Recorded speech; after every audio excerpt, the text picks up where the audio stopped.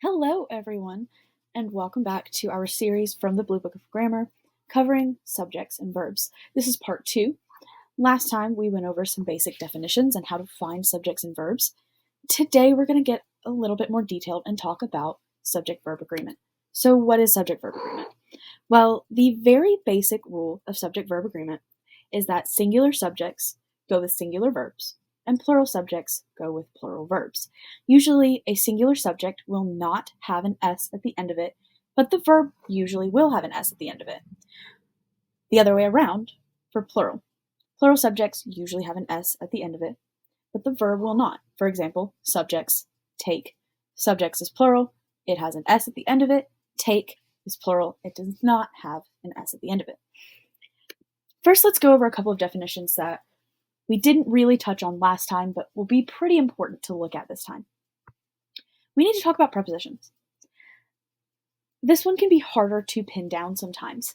I think a lot of people are given a list of prepositions, told memorize this, and move on with their lives without knowing what they are.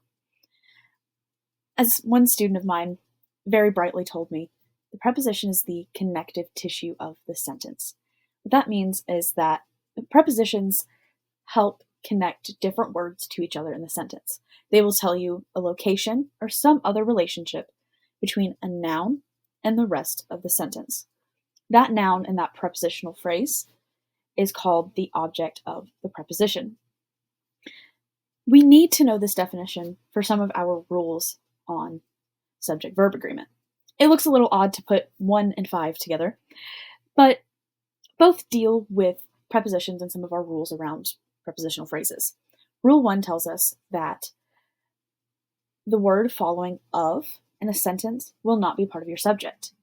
Rule 5a says that similarly, words that follow as well as, along with, in addition to, everything like that will also not be a part of the subject.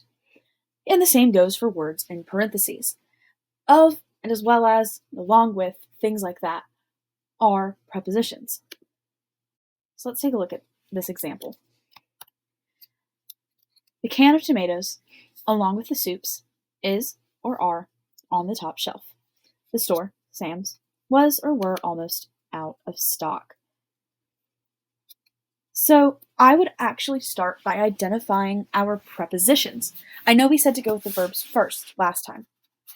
Really what we mean is to look at the verb before we look at the subject. But knowing where our prepositional phrases are can help us navigate a little bit better. So, you can circle of, that's a preposition, along with, preposition, on, preposition, out, and of, also prepositions. So then our prepositional phrases are of tomatoes, along with the soups, on the top shelf, and out of stock. So if we note all of those prepositional phrases and we kind of put them to the side for right now, it makes it so much clearer if our subject is singular or plural. We can also go ahead and ignore what's in the parentheses, so sorry, Sam's.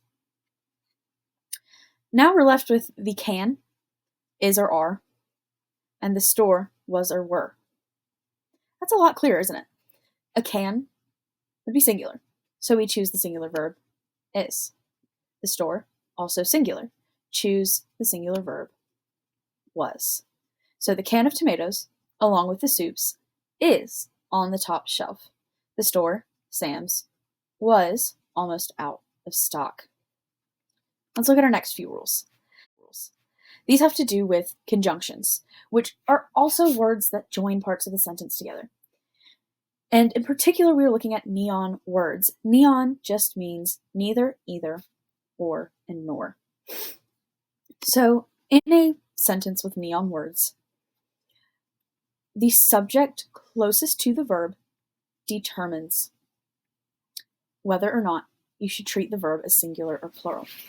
So we have two very similar sentences. Either my parents or my sister is or are coming to get me. Either my sister or my parents is or are coming to get me. Fundamentally, they mean the same thing. But we have this neon situation. We have either, that's our E, we have or, our O. Well, that tells us that even though parents is plural and sister is singular, in our first sentence, we say sister is coming to get me. But in the second one, because parents is closer, we say parents are coming to get me. The conjunction matters though. Or and nor give you that distinction. And on the other hand, most of the time and means plus. My parents and my sister are coming to get me. Not is, because that says and, not or. Rule. This is simply about the words here and there. Sometimes it's hard to tell when here or there is at the start of the sentence where your subject is. This rule just tells us that the subject is after the verb. So let's look at this sentence. Here is or are the answers to the test. To the test, prepositional phrase, we're going to set it aside for the time being because that noun is not going to be the subject. So now we just have here is or are the answers. Well, our verb is or are, what is or are in the sentence? Oh, the answers. Answer must be your subject. Answers has an S at the end, making it plural. So we choose are. Here are the answers to the test. Then we have Rule 7 and Rule 8b that discuss things considered as a whole unit, even if they are multiple things making up that unit. The rule basically says that even if we have multiple things making up a bigger thing, whether it's a collective or some kind of measurement, often it is treated as singular. For example, 5 miles is or are a long way to walk to work.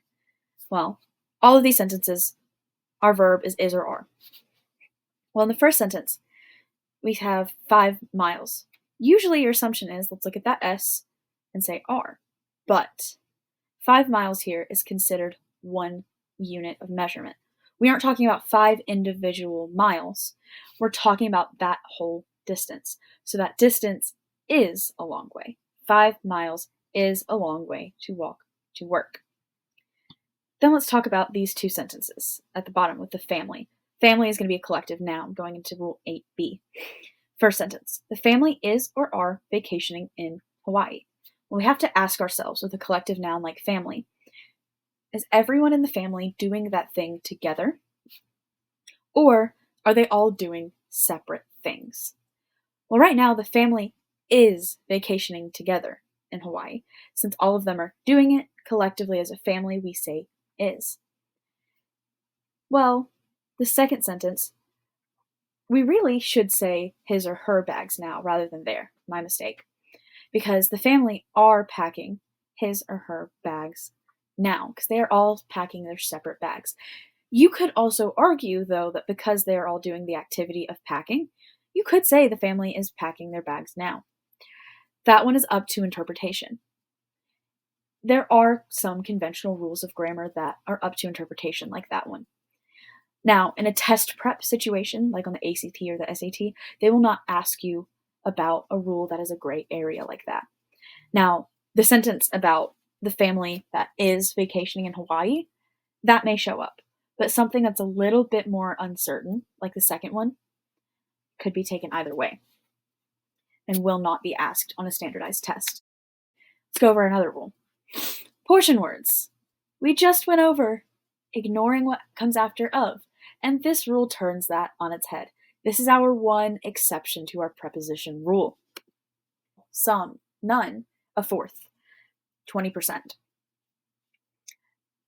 On its own, those words aren't really singular or plural. We don't have enough context to know if all, for example, is singular or plural. Or in this sentence, if half is singular or plural. We have to look to the noun in the prepositional phrase only if we have the word of. So the subject in both of these sentences is half. That doesn't change. But in the first sentence, because it says half of the pizza, pizza being singular gives us the context to say that half is also singular. So we say half of the pizza is gone. Well, in the second sentence, where it says of the pizzas, that being plural gives us the context to say that half is also plural. Half of the pizzas are gone. So really, if you remove those prepositional phrases, one would say half is gone and the other would say half are gone. But we need that context from of to tell us that only when you have a portion. Every other time, it gets thrown out of the running to help you with the subject. And still here, half is the subject. Not pizza, not pizzas, just half. We have one final rule. This talks about the subjunctive mood. The subjunctive mood is any kind of wish or hypothetical, and in that situation, singular verbs become plural. 9 times out of 10, was becomes were. So here it says, I wish it was or were summer. Well, since it's a hypothetical, it's a wish, it's in the subjunctive mood. So we are going to change was to be were. I wish it were summer. That sounds a little odd, but that is technically the correct way to do it. Thank you so much for watching. I hope you were able to learn something. If you did, if you liked the video, please like, comment, subscribe, all of those good things, and we will see you next time.